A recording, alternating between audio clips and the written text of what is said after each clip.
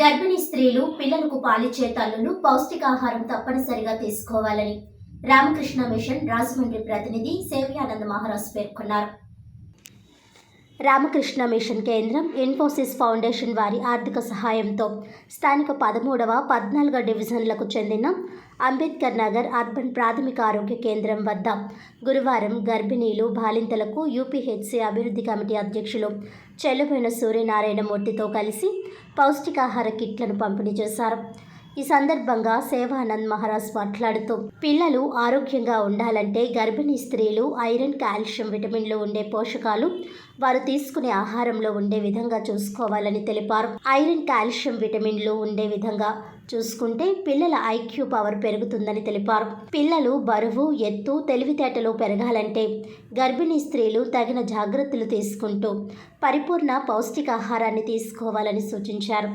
చెల్లుబోయిన సూర్యనారాయణమూర్తి మాట్లాడుతూ, Ramakrishna machine Infosys foundation అందిస్తున్న పౌష్టికాహార కిట్లను సద్వినియోగం చేసుకోవాలని అన్నారు.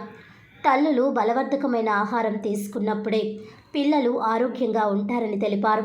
సుమారు 300 మంది గర్భిణీలు, బాలింతలు 0 నుంచి 3 సంవత్సరముల వయసు గల పిల్లలకు doctor T Venumadhavi, doctor SKN మణికంఠలు ఈ సందర్భంగా వైద్య పరీక్షలు నిర్వహించి తగు సూచనలు అందజేశారు. ఈ క్యాంపులు మార్చి నెలాఖరు వరకు నిర్వహిస్తామని స్వామీజీ తెలియజేశారు. ఈ కార్యక్రమంలో Baburao, K Srinivas, Sanjay, Vijay, Ravi, Srikanth, S Srinivas, urban PHC సిబ్బంది, ఏఎన్ఎంలు, ఆశా వర్కర్లు తదితరులు పాల్గొన్నారు. జరుగుతున్నాయి. అక్కడేమో పిల్లలకి, యువతకి సంబంధించిన ఎన్నో సేవా కార్యక్రమాలు, అదేవిధంగా గోదావరి గట్టు దగ్గర రామకృష్ణ మిషన్ ధర్మ వైద్యశాల ఉంది, హాస్పిటల్ ఉంది, డిస్పెన్సరీ. అక్కడికి పెద్ద పెద్ద డాక్టర్లు కూడా ఎంతోమంది వస్తున్నారు. అక్కడేమో వైద్య సేవలు జరుగుతున్నాయి. మరి ఇటువంటి సేవా కార్యక్రమాలన్నీ ఎందుకు జరుగుతున్నాయి? రామకృష్ణ మిషన్ సంస్థలో ఎందుకు జరుగుతున్నాయి అంటే, స్వామి వివేకానంద చెప్తారు, రామకృష్ణ పరమహంస శ్రీ శారదాదేవి చెప్తారు, శివజ్ఞానే జీవసేవ అంటే ఏంటి? ప్రతి జీవిలో కూడా భగవంతుడు ఉన్నాడు. జీవిలో ఉన్న భగవంతునికి సేవ చేయడమే నిజమైన పూజ. మీరు ఏ మతానికి సంబంధించిన వారైనా, ఏ కులానికి సంబంధించిన వారైనా, నిజమైన పూజ అంటే ఏంటి?